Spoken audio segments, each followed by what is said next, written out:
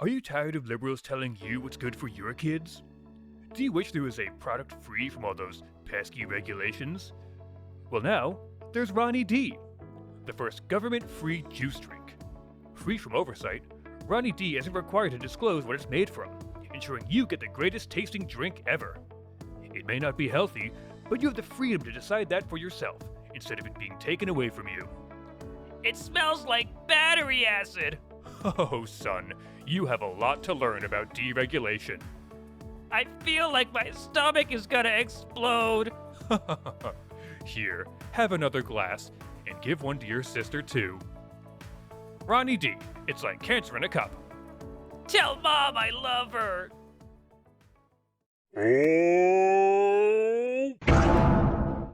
In case you haven't noticed, this is a video about Florida. And it's time to play my favorite game. Is Florida okay?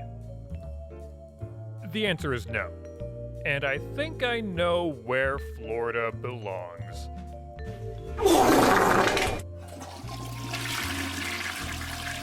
Anyway, one thing that's been making the rounds on social media is Florida House Bill 1467, the bill that passed that puts strict regulations on the materials teachers are allowed to have in their classroom, specifically books. Everyone's freaking out about the books, and I visited this in a previous video, and I got the felony thing wrong myself.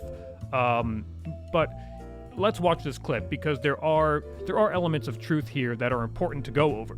The bottom line is, now they don't have books in the library. They're shutting down libraries. Let's go to the video because I want to actually provide you some footage of what some of the classrooms look like, where look at that, they got rid of the books. Because all the books need to be reviewed by some rando who has to go through a training before he or she can review the books to see whether or not they're appropriate for the students. Really curious what the standards are, right? Yeah, no. None of that has been disclosed publicly, of course.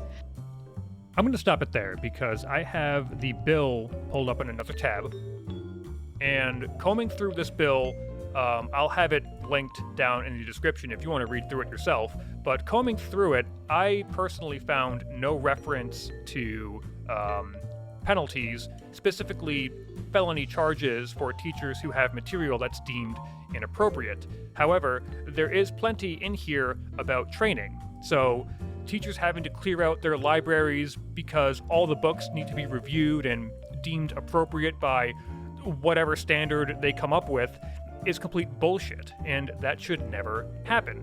Now, as far as the felony charges, there is a grain of truth to that. However, it's important that we get the details right.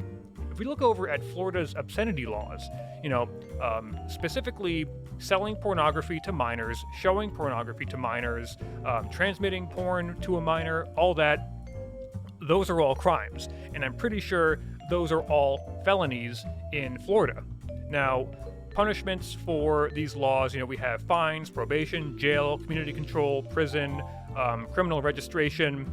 Now, if we're talking about a felony charge, typically felony charges carry prison time as well as fines. I can't speak expertly on that, but generally speaking, that's kind of what someone might face for a pornography charge, specifically distributing porn to a minor, in this case, a kid's book, which is, again, it's complete nonsense. But I have to get the story straight because the more details we get wrong about stories like these, it's true, yes. The fact that we have to go over this and tell people how horrible this is, what matters is how true we tell it.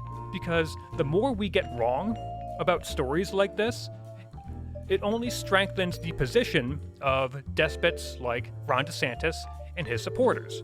Because they can look at our argument and zero in on the detail that we got wrong and say, no, you're all wrong, you got it all wrong, we're actually trying to help the kids, and it only strengthens their position. I give Florida House Bill 1467 a out of 10. Moving on. If you're not sitting down for this one, you might want to sit down.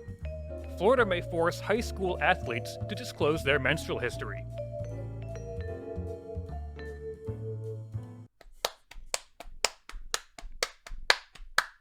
Goose-stepping around the school, goose-stepping around the school. Don't want trans kids in my school, that's what this is all about. It goes so much further.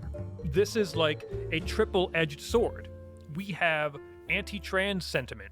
We have people who are concerned over abortion advocacy, because if a kid's medical data, in this sense, is leaked, if the wrong person looks at it, raises a red flag, and a teenager is pregnant and they want to terminate that pregnancy, what's going to happen?